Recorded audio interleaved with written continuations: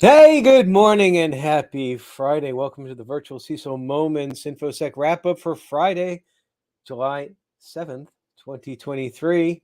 Start out today. Security Week reports that Cisco this week informed customers about a high severity vulnerability in its Nexus 9000 series switches. Now, that could allow unauthenticated attackers to intercept and modify traffic. Track the CVE 2023-20185. This issue impacts the ACI multi-site cloud-sec encryption feature of the Nexus 9000 switches that are configured in application-centric infrastructure, or ACI, mode, typically used in data centers for controlling physical and virtual networks. An issue with the implementation of the ciphers used by the cloud-sec encryption feature allows a remote, unauthenticated attacker to intercept encrypted traffic between sites and break the encryption using cryptanalytic techniques. That's a tongue twister. The attacker then could read or modify the traffic. This vulnerability affects Cisco Nexus 9000 series fabric switches in ACI mode that are running releases 14.0 and later if they are part of a multi-site topology and have the cloud-sec encryption feature enabled, Cisco explains in an advisory. Now, the issue impacts specifically 9332C and Nexus 9364C fixed spine switches and Nexus 9500 spine switches equipped with Nexus N9KX9736C-FX line card. Got all that? There'll be a test in a moment. Cisco has not released patches to address the vulnerability and recommends that customers using vulnerable switches to disable the ACI multi-site cloud-sec encryption feature.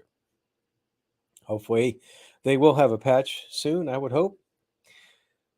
Security researchers have discovered 2 malicious file management applications on Google Play with a collective installation count of over 1.5 million that collected excessive user data that goes well beyond what's needed to offer the promised functionality. This, according to Bleeping Computer. The apps, both from the same publisher, can launch without any interaction from the user to steal sensitive data and send it to the servers in China. Despite being reported to Google, the 2 apps continue to be available on Google Play at the time of publishing. Now, file recovery and data recovery, identified as com.spot.music.filedate on devices, has at least 1 million installs. The install count for File Manager leads at least 500,000, and it can be identified on devices as com.file.box.master.gkd. The 2 apps were discovered by the behavioral analysis engine from mobile security solutions company Prado, and their description states that they do not collect any user data from the device on the data safety section of their Google party entry. While the apps might have a legitimate reason to collect some of the above to ensure good performance and compatibility, much of the collected data is not necessarily for file management or for data recovery functions. To make matters even worse, this data is collected secretly and without gaining the user's consent. vCISO Services is a small, specialized, veteran-owned information security firm with a calling, founded on Christian values and focused on the needs of small and mid-sized businesses. Our passion is to help small and mid-sized businesses gain a fighting chance in an increasingly hostile cybersecurity threat environment by providing executive part-time virtual CISO services, information security risk management services, and CISO advisory services. Check them out at vcisoservices.com. Now, more than 2 years ago, the CentOS Stream project was announced. It was the day that Red Hat dropped the bomb and said to the market in black and white that the days of using Red Hat Enterprise Linux for free are ending. If you previously relied on CentOS for your infrastructure, you will soon need to overhaul it. Red Hat Enterprise Linux, shortened to be RHEL, is a commercial Linux distribution renowned for its stability, added security features, and most importantly, its long-term support services. CentOS Linux is a downstream distro of Red Hat, which means that this operating system is recompiled from Red Hat's source code. To reiterate, when a Red Hat version is produced and published, Red Hat is obliged to release the source code due to the GNU license. Consequently, developers can use this code to build a system akin to Red Hat Enterprise Linux, but with some differences. The primary difference is that it is free. People could enjoy an operating system developed and tested using source code that was designed by Red Hat engineers to support stability in production environments, and all for free. Many organizations could enjoy the benefits of using Red Hat just without paying for it. Now, in December of 2020, Red Hat dropped the bombshell. They called it shifting focus for CentOS Stream. CentOS Stream is a different creature. It is no longer downstream of Red Hat, but upstream. In simpler terms, CentOS Stream is going to be Red Hat's development sandbox before they release a stable version of their commercial operating system. Now, the article, this from Vulcan, recommends migrating to Red Hat Enterprise, but a couple of LinkedIn users had other suggestions when I posted a link to this article earlier this week.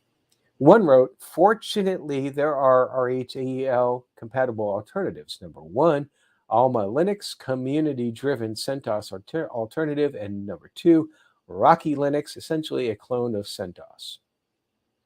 I was not aware of either, so I learned something new, which is cool. That's what it's all about. Infosecurity magazine says human error is the leading cause of cloud data breaches. I bet you didn't think that. Well, you probably did.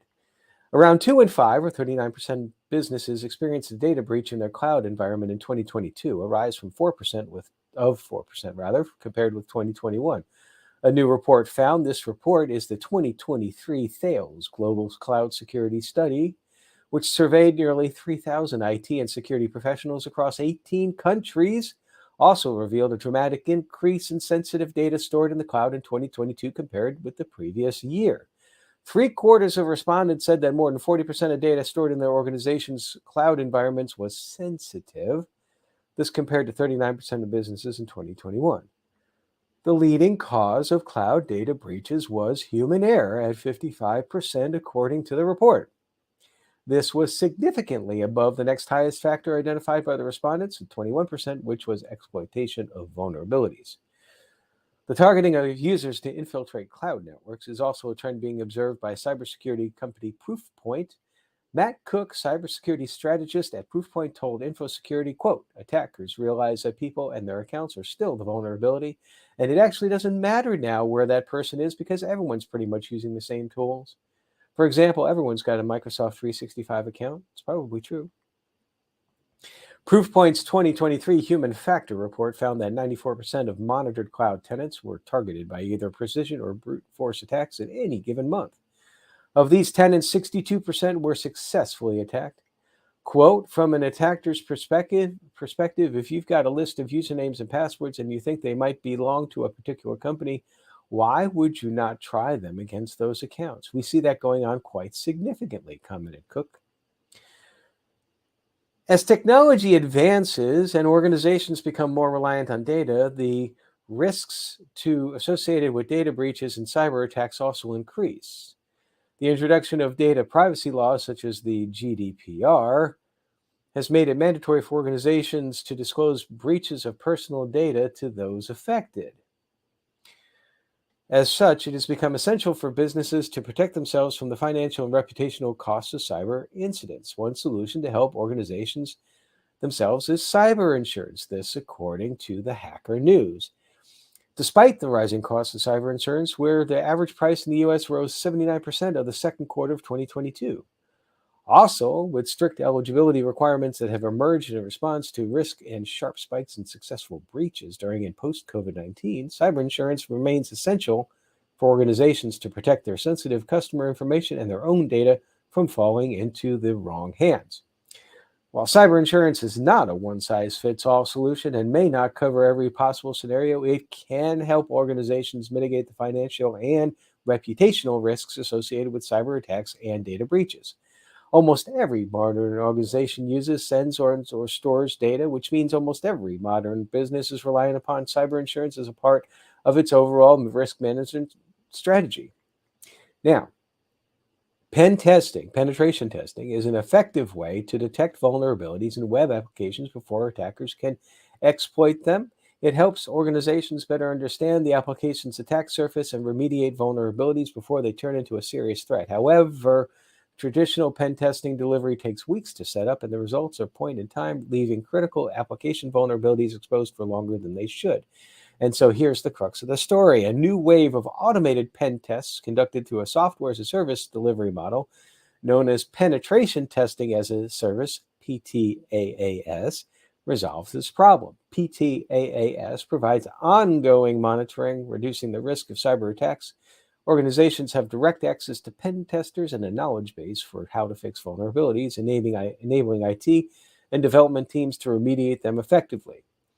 I would say that this is a pretty good example of not staying with the, well, we have always done things this way mentality, and actually looking outside the box, try to improve processes and ultimately improve the environment. From MedTech Dive, Medtronic identifies cybersecurity vulnerability in cardiac data system. Medtronic has found a cybersecurity vulnerability in an optional messaging feature in its PaceArt Optima cardiac device data workflow system and reported the problem to the U.S. Cybersecurity and Infrastructure Security Agency, CISA. Medtronic has not observed any unauthorized access or patient harm related to the issue, the device maker said in an emailed statement. The company said it has notified healthcare delivery organizations about the vulnerability and has provided them with information and instructions on how to eliminate it. And finally, whoever said that crime doesn't pay clearly did so before the advent of the internet. A new report shows that if cybercrime was a country, it would be the third largest global economy, valued at $10.5 trillion by 2025. Some 33 billion records are estimated to be stolen in 2023, a huge increase of 175% from 2018. This is from Beta News. The latest cybercrime statistics report from Independent Advisor shows that last year the cost to U.S. businesses of an average cyber attack amounted to a huge $4.35 million. In addition, 83% of organizations got attacked more than once. It also took on average 277 days for companies to identify and respond to the attacks. For breaches that were contained within 200 days, there is an average cost savings of $1.12 million, 26.5%. Now, in the UK, 31% of businesses reported being attacked at least once a week. According to the UK government, each attack amounts to an average cost of £4,200 or $5,350 United States per business.